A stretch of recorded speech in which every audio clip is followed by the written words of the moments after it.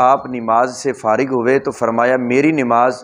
تم میں سب سے زیادہ رسول اللہ صلی اللہ علیہ وسلم کی نماز کے ساتھ مشابہت رکھتی ہے۔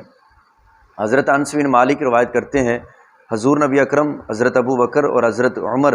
رضی اللہ تعالی عنہما نماز کو الحمدللہ رب العالمین سے شروع کیا کرتے تھے۔ اب بسم اللہ کے حوالے سے میں کچھ گفتگو عرض کرنا چاہتا ہوں کہ حضرت انس بن مالک روایت کرتے ہیں کہ میں نے حضور نبی اکرم حضرت ابو بکر حضرت عمر اور حضرت عثمان غنی کی اقتداء میں نماز پڑھی، مگر ان میں سے کسی کو بسم اللہ الرحمن الرحیم پڑھتے نہ سنا۔ حضرت عبداللہ بن مغفل فرماتے ہیں کہ میرے والد نے مجھے نماز میں بسم اللہ الرحمن الرحیم پڑھتے ہوئے سنا تو فرمایا اے بیٹے یہ بدعت ہے، بدعت سے بچو۔ نیز فرمایا کہ میں نے صحابہ کرام کو اس سے زیادہ کسی اور بدعت کو اتنا پسند کرتے ہوئے نہیں دیکھا، اور یہ بھی کہا کہ میں نے حضور نبی اکرم حضرت ابو بکر صدیق حضرت عمر اور حضرت عثمان کے ساتھ نماز پڑھی، لیکن ان میں سے کسی کو یہ بسم اللہ جہراً کہتے ہوئے نہیں سنا، یعنی کہ بلند آواز سے، اور جب نماز پڑھو تو صرف الحمدللہ رب العالمین سے قرات شروع کرو۔ امام ترمذی فرماتے ہیں کہ حضرت عبداللہ بن مغفل کی حدیث حسن ہے، اور اکثر اصحاب رسول جن میں حضرت ابو بکر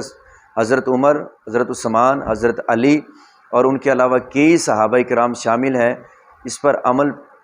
پیر رہے ہیں، اور تابعین کا بھی اس پر عمل ہے۔ سفیان ثوری، ابن مبارک، احمد اور اسحاق بسم اللہ الرحمن الرحیم کو اونچی آواز سے پڑھنا جائز نہیں قرار دیتے تھے، بلکہ فرماتے ہیں کہ آہستہ پڑھنی چاہیے۔ حضرت عبداللہ بن مغفل روایت کرتے ہیں کہ میں نے حضور نبی اکرم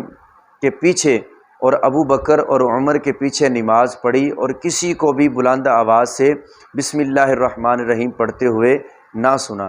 حضرت انس بیان کرتے ہیں کہ میں نے حضور نبی اکرم ابو بکر عمر اور عثمان کی اقتداء میں نماز پڑھی، یہ تمام حضرات بسم اللہ الرحمن الرحیم بلند آواز سے نہیں پڑھتے تھے۔